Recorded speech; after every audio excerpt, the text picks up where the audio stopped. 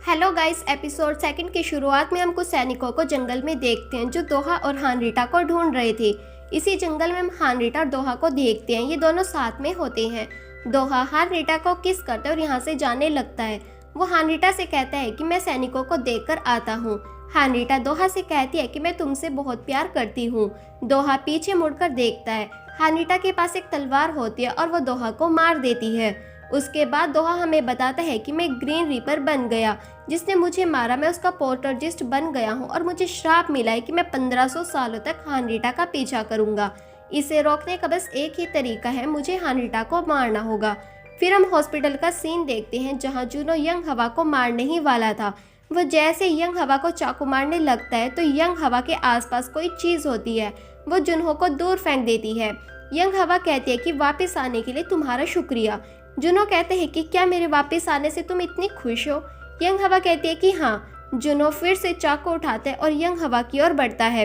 वो यंग हवा से कहते हैं कि मुझे ज़्यादा समय नहीं लगेगा। यंग हवा उसके माथे पर अपना हाथ रखती है और कहती है क्या तुम ठीक हो। जुनो एक फ्लैशबैक सीन याद करता है। हानरीटा ने ऐसे ही दोहा के माथे पर अपना हाथ रखा था। फिर प्रेजेंट में जुनो बेहोश हो जाता है।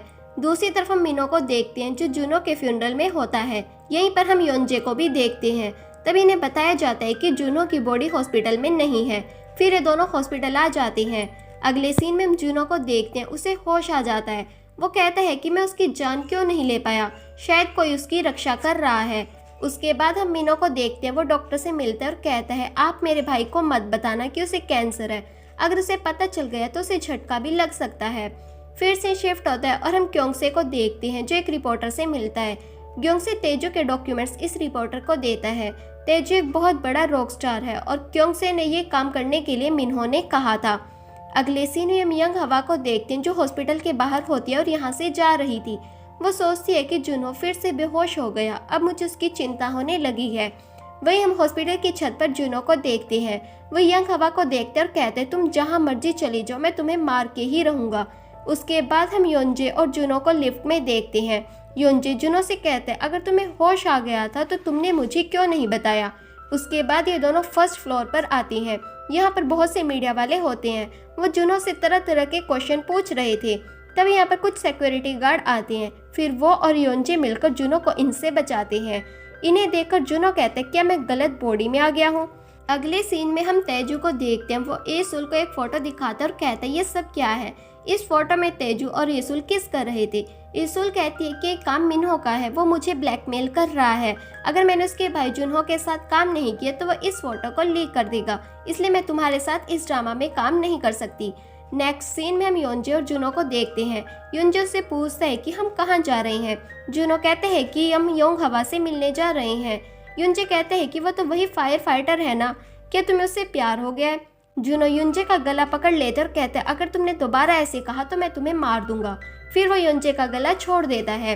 दूसरी तरफ हम यंग हवा को देखते हैं। साथ में उसकी रूममेट नायोन होती है। यंग हवा को पता चलता है कि बाहर कोई बेल बजा रहा है। यंग हवा कैमरे में देखते तो उसे पता चलता है कि ये तो जुनो है। फिर यंग हवा बाहर आती है पर यहाँ जुनो नहीं होता। यंग हवा उसे ढूंढ रही थी। तभी जुनो उसके पीछे आ जाता है और उसे चाकू मारने ही वाला था कि जुनो फिर से दूर जाकर गिरता है और उसके हाथ में चोट लग जाती है। यंग हवा पीछे मुड़कर देखती है और जुनो से पूछती है तुम्हें ये चोट कैसे लगी। यंग हवा कहती है कि क्या तुम ठीक हो। जुनो कहते हैं कि मेरे पास मत आओ। यंग हवा कहती है कि मैं बहुत खुश हूँ कि तुम जिंदा हो, पर तुम इस तरह से बिहेव करना बंद करो। उसके बाद यंग हवा यहाँ से चली जाती है। फिर यहाँ पर योंजे के साथ मिनो भी आ जाता है और वो जुनो को यहाँ से ले जाते हैं। अगले सीन में मिनो यंग हवा से मिलता है और कहता है जुनो को ट्यूमर है, इसलिए वो ऐसा बिहेव कर रहा है। यंग हवा कहती है क्या उसे ट्यूमर है। मिनो हाँ कहता है और साथ में ये भी कहता है कि मैं जुनो के बिहेवियर के लिए तुमसे माफ़ी मांगता हूँ। यंग हवा कहती है कि कोई बात नहीं। उसके बाद मिनो घर आकर जुनो से मिलता है। जुनो अपनी फोटो देख रहा था और सोच रहा था कि जुनो किस टाइप का लड़का था। मिनो से एक बुक देता और कहता है कल तुम्हें ये शूट करना चाहिए, तुम हमेशा से ही ये करना चाहते थे।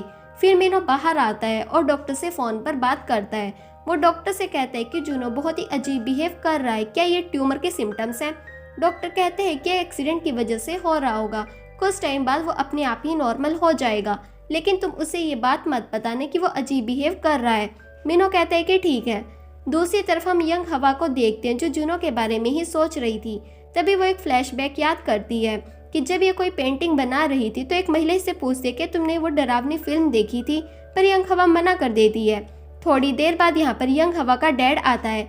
ये महिला उन्हें बताती है कि यंग हवा ऐसा कहती रहती है कि कोई उसका पीछा कर रहा है। प्रेजेंट में हम जुनो को देखते हैं जो उस बुक को देख रहा था जो उसे मिनो ने दी थी। जुनो उसमें एक वर्ड देखते जो कि ताबीज लिखा हुआ था। तब वो एक फ्लैशबैक याद करता है और एक छोटे से बच्चे को देखता है।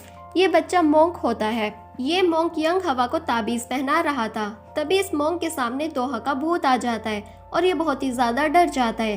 प्रेजेंट में जुनो को समझ आ जाता है कि वह ताबीज ही है जो यंग हवा की रक्षा कर रहा है। उसके बाद हम योंजे को देखते हैं। वो मिनो और ग्योंग्स के पास आता है और कहते हैं जुनो आजकल बहुत ही अजीब बिहेव कर रहा है, उसने मेरा गला भी पकड़ लिया था। मिनो कहते हैं कि ये सब उस ट्रॉमा की वजह से है और ये टेम्पररी है।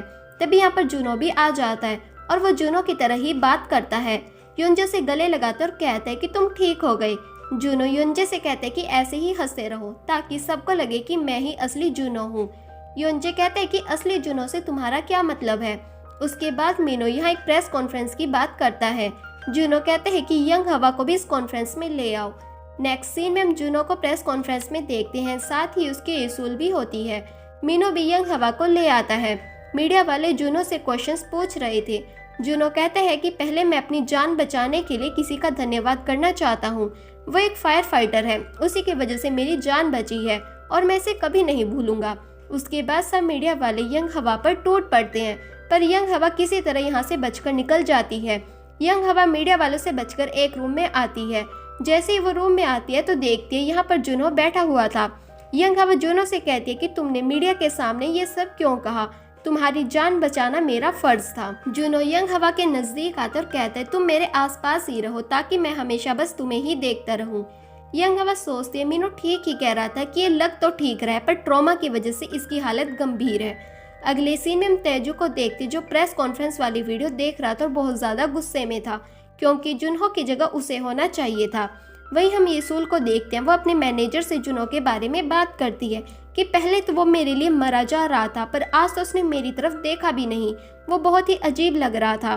फिर से शिफ्ट होता है और हम यंग हवा को देखते हैं। उसका सामान चोरी हो गया था, इसलिए उसने रिपोर्ट की थी। फिर यंग हवा को एक कॉल आती है और उसे बताया जाता है कि हमें आपका सामान नहीं मिला। दूसरी तरफ हम जुनो को देखते हैं और हमें पता चलता है कि यंग हवा का सामान जुनो के पास है। वो सामान को देख रहा था और कह रहा था कि वो ताबीज़ कहाँ है, क्या उसने वो ताबीज़ कहीं छिपा दिया। उसके बाद जुनो युंजे से कहते हैं कि तुम्हें एक टेम्पल ढूंढना होगा जहाँ एक मोंक रहता है जो कि यंग हवा की एज का होगा। युंजे कहते हैं कि तुम हर समय यंग हवा की ही बात क्यों करते रहते हो, तुम उसके पीछे अपनी लाइफ क्यों बर्बाद कर रहे हो। जुनो कहते हैं कि मुझे इस लाइफ की कोई परवाह नहीं है क्योंकि ये मेरी है ही नहीं। युंजे कहते हैं कि इससे तुम्हारा क्या मतलब है। जुनो युंजे के पास आता है और कहता है पोर्टर जिसको श्राप मिला हुआ है वो ऐसे किसी की भी बॉडी को नहीं चुन सकते, पर जिस दिन जुनो की डेथ हुई थी उस दिन मैंने उसे चुन लिया। युंजे कहते हैं कि क्या तुम जुनो नहीं हो।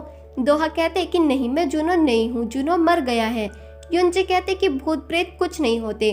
तभी जुनो यहाँ की सभी लाइट्स को ऑन ऑफ करने लगता है। युंजे उसके सामने गिर जाता और कहता है प्लीज मुझे मत मारो, तुम जैसा कहोगे मैं वैसा ही करूँगा। फिर से शिफ्ट होता है और हम चीफ मोंक को देखते हैं। उसके साथ एक और मोंक होता है, इसका नाम हेइन होता है। चीफ मोंक कहते हैं कि हवा हल्की हल्की सी चल रही है, लगता है कोई मेहमान आने वाला है। हेइन कहता है आप ठीक कह रहे हो। अगले सीन में हम तेजू को देखते हैं जो जुनो के घर के बाहर होता है और वो पत्थर मार रहा था। जुनो बालकनी में आता है, तेजू उसकी तरफ पत्थर मारता है पर पत्थर बीच में ही रुक जाता है और फिर वापस नीचे गिर जाता है। तभी जुनो तेजू के सामने आकर खड़ा हो जाता है। तेजू कहते हैं कि उस ड्रामा में मैं रोल प्ले करने वाला था, तुमने मेरे साथ ऐसा क्यों किया। मैं जानता हूँ ये सब तुमने यंग हवा के साथ मिलकर किया है, मैं उसे नहीं छोड़ूंगा। जुनो तेजू को दीवार के साथ चिपका देता है और कहता है अगर तुमने यंग हवा की ओर देखा भी तो मैं तुम्हें जान से मार दूंगा। अगले सीन में हम यंग हवा को देखते हैं, साथ में एक चीफ होता है। वो यंग हवा से कहते हैं कि तुम मिरेक्युलस फायर फाइटर के नाम से जानी जाती हो और चीफ उसे अवार्ड देता है और साथ में ये भी कहते हैं कि हम तुम्हें दूसरे स्टेशन भेज रहे हैं काम के लिए। यंग हवा सुनकर बहुत खुश हो जाती है और बाद में अपने कलीग्स के साथ पार्टी करती है। यंग हवा बहुत ज़्यादा ड्रिंक कर लेती है और बाहर आकर वो जुनो की फोटो को देखती है। तभी उसके सामने जुनो आ जाता है। यंग हवा से पूछती है तुम कहाँ से आई, क्या तुम इस फोटो से निकल कर आए हो। जुनो कहता है कि मैं अब एक इंसान बनने की कोशिश कर रहा हूँ और मैं चाहता हूँ कि तुम मेरी बॉडीगार्ड बन जाओ। यंग हवा कहती है क्या तुम जानते नहीं चीफ मुझे दूसरे स्टेशन भेज रहे हैं। जुनो कहता है कि मैं जानता हूँ पर मैं तुम्हें नहीं जाने दूंगा। यंग हवा कहती है क्या तुम शर्त लगाना चाहते हो कि मैं जाऊंगी या नहीं। फिर जुनो एक फ्लैशबैक सीन याद करता है जहाँ हान रीटा ने दोहा से शर्त लगाई थी। प्रेजेंट में यंग हवा कहते हैं कि अगर मैं शर्त जीत गई तो तुम मुझसे वादा करो कि तुम मेरे सामने नहीं आओगे। जुनो कहता है कि ठीक है। फिर जुनो एक फ्लैशबैक सीन याद करता है जहां दोहा और हान रीटा ने शर्त लगाई थी। दोहा को पत्थरों का रास्ता पार करना था। वो हान रीटा से कहता है कि अगर मैंने रास्ता पार कर लिया तो तुम इस जगह से चली जाओगी। हान रीटा कहती है कि अगर तुमने मुझे पीछे मुड़कर देख लिया तो मैं यहाँ से नहीं जाऊंगी। दोहा कहता है कि ठीक है। फिर दोहा रास्ता पार करने लगता है। हान रीटा पीछे से पानी में पत्थर फेंक रही थी पर दोहा पीछे मुड़कर नहीं देखता। फिर हान रीटा दोहा को पीछे से हक कर लेती है। दोहा हान रीटा की ओर देखकर कहता है ये रूल्स के खिलाफ है। हान रीटा कहती है कि ये गलत नहीं है और मैं जीत गई हूँ। उसके बाद दोहा और हान रीटा किस करते हैं। प्रेजेंट में हम जुनहो को देखते जो खुद से कहते हैं कि अब मैं रूल्स के खिलाफ जा रहा हूँ और ये मैंने तुमसे ही सीखा है। इसी के साथ ये एपिसोड यहीं पर खत्म हुआ। आपको ये वीडियो कैसी लगी कमेंट सेक्शन में ज़रूर बताएं।